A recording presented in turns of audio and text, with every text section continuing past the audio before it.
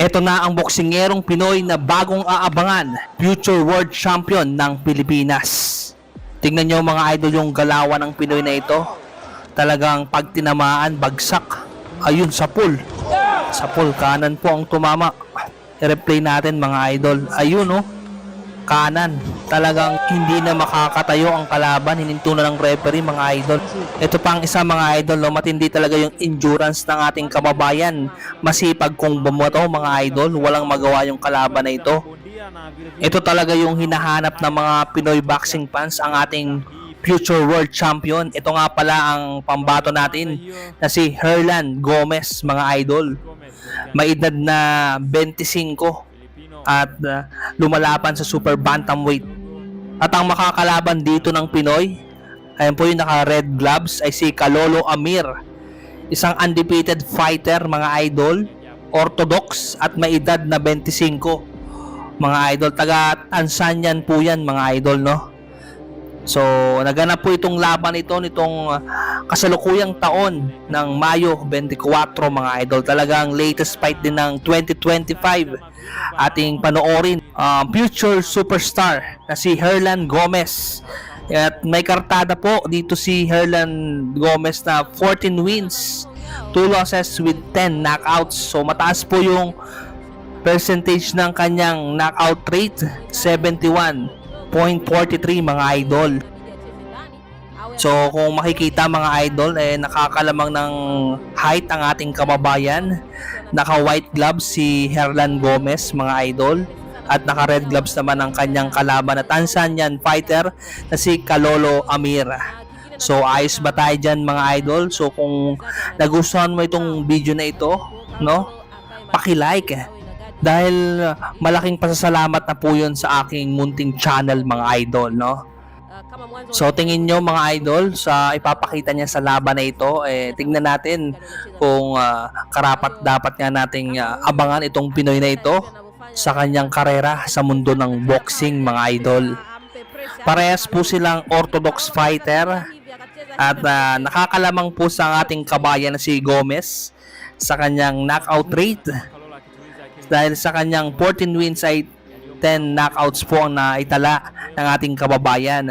Samantalang kang si Kalolo Amir, 13 wins, walang talo at 6 doon ay knockout. Ayan, tingnan natin. Ayun, napaatras doon si Kalolo mga idol. Okay. Pinipressure dito ni Gomez ang kalaban niyang si Kalolo mga idol. Sa mga di nakakaalam mga idol, itong si Herlan Gomez ay taga Bacolod City, Negros Occidental mga idol, no? So shout out sa mga taga Bacolod City diyan, no? Ito na po yung inyong pambato, ang ating pambato na talagang bibigyan tayo ng pag-asa, no, na maging world champion ng boksingerong ito mga idol. So dito na tayo mga idol sa round 2 ng kanilang bakbakan mga idol, no? Wala pa pong bumabagsak sa kanilang dalawa at talagang iniingatan nila yung mga kartada nila mga idol, no? Ayun, ang ganda ng palitan dito sa round 2 mga idol. Bodega ang target ng Pinoy na si Gomez mga idol. Hapa Bongo, na usisahau tu hii sistimu yote imesukwa maridadi na kisasa. Pagpasensya nyo na mga idol nung medyo maingay po tayo sa ating pagbo-voice over mga idol, dahil kailangan po ito mga idol, no? Kahit isang like lang mga idol, masaya na po si John Boxing TV mga idol, no? At suportahan din natin ang mga Pinoy boxer na lumalaban sa ibang bansa upang sa ating karangalan ng bansang Pilipinas mga idol. Pansin ko mga idol, hirap yung Tanzanian fighter na makapasok sa depensa ng ating kababayan na si Gomez mga idol, no? Ang haba ng galamay ng ating kababayan, yan po yung advantage ng ating kababayan na si Gomez mga idol.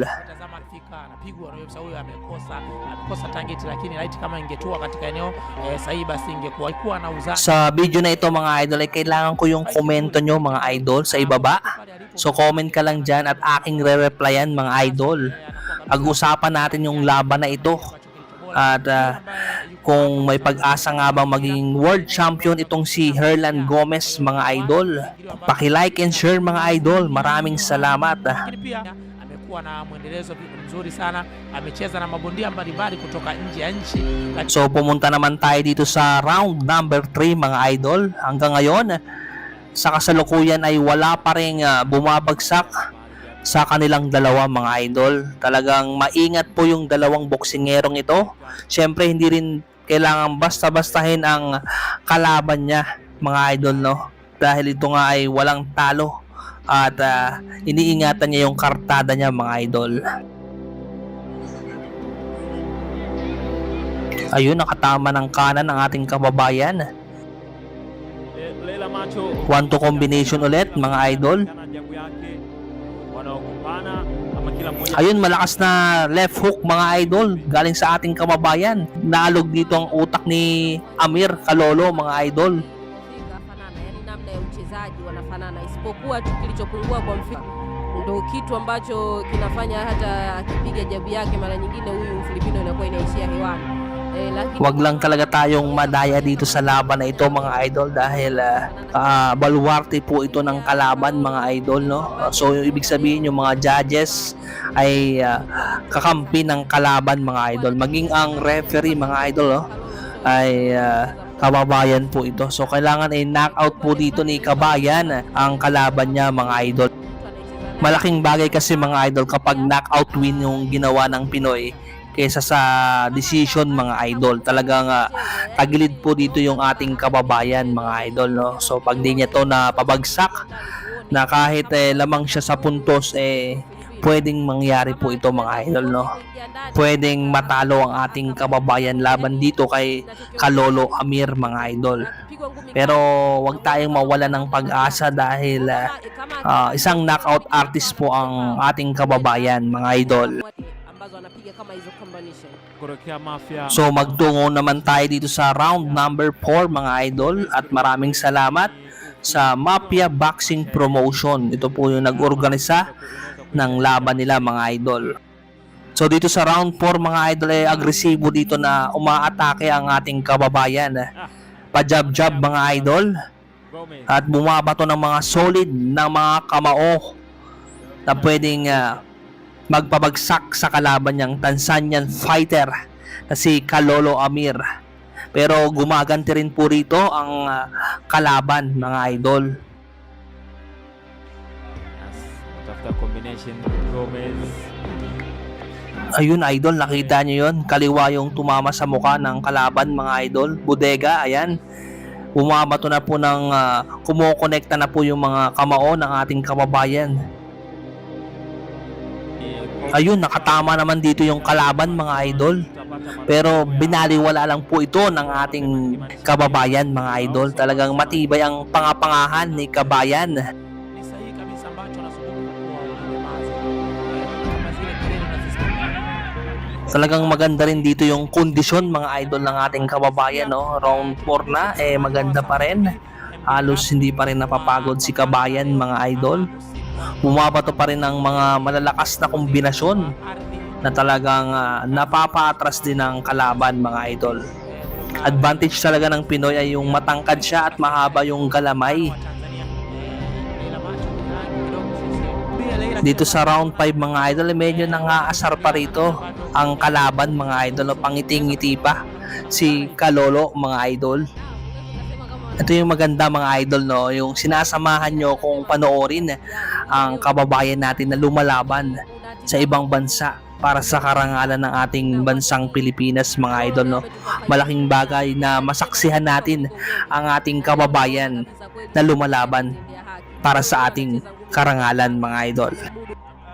Leila, nilikuambia kwamba maandalizi yakikutana na nafasi inatokea neno bahati, na ndio Boxing Promotion iliwapeleka baadhi ya mabondia nchini Afrika Kusini. So dito na tayo sa round number 6 na mga idol, no? Meron pa tayong 4 rounds left. Talaga, hanggang ngayon wala pa rin bumabagsak sa dalawang boksingerong ito. Talagang matibay din po yung dalawang boksingero at palakpakan natin dahil hindi biro yung mga ginagawa ng mga boksingerong ito. Training pa lang mga idol, hindi talaga biro yung ginagawa nila.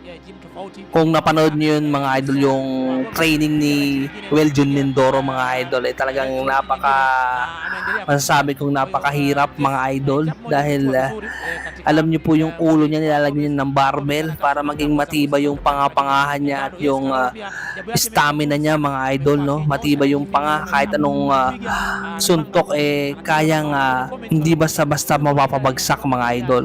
Nawaambia nilipenda ile support ambayo tulipata kutoka kwa Baraka Mjigoro, tulikuwa naye kuanzia sehemu zote gym na sehemu mbalimbali katika kutupa na kama unavyoshuhudia hapo mtazamaji, Wasafi Team wakiendelea kufanikisha kile ambacho amekipata, kwa gani aweze kupitisha ngumi na yeye aweze kuscore, peleka ile uki fulani hivi, piga tena uki ile. So dito ay round number 7 na mga idol.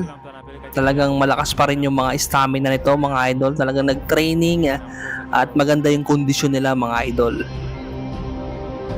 Sa tingin nyo mga idol, sa laban na ito round number 7 na, di ba mga idol, sino kaya ang nakakalamang na sa score nila mga idol? Paki-comment at ating babasahin at re-replyan ko yan mga idol. Comment mo lang dyan kung lamang ba si kabayan na si Herlan Gomez o yung kalaban niyang Tanzanian fighter na si Kalolo Amir mga idol. Salamat po. Yani anacheza ngumi mbili, anacheza ngumi tatu, anatoka ngumi mbili tatu, anatoka. Jabu ndio inatumika sana, kwa sababu jabu wanasema ndio inatumika kumdanganya mtu. Ukipiga jabu unamdanganya na unamtisha. Ang ating kababayan na si Herlan Gomez mga idol ay may edad na 25 years old. Sa tingin nyo mga idol, mga ilang taon kaya magiging world champion itong ating kababayan na si Herlan Gomez? Paki-comment po mga idol, no? So dito mga idol, magtungo na tayo sa round number 8. Jabu zinaendelea kutembea kama kawaida. Jab. Mafia. Ito na mga idol, binibigay na ng todo ng ating kababayan. Ama imefungua website yake ya www.mafia promotion, Mafia Boxing Promotion. Ayun, nakatama dito ng bodega ang ating kababayan mga idol, no? 2 beses sa bodega mga idol. Pero hahanga ka rin talaga dito sa Tanzanian fighter mga idol. Napakatibay na kahit na nakakatanggap siya ng solid na suntok galing sa Pinoy, talagang nakatayo pa rin sa harapan mo mga idol na nakikipagsabayan.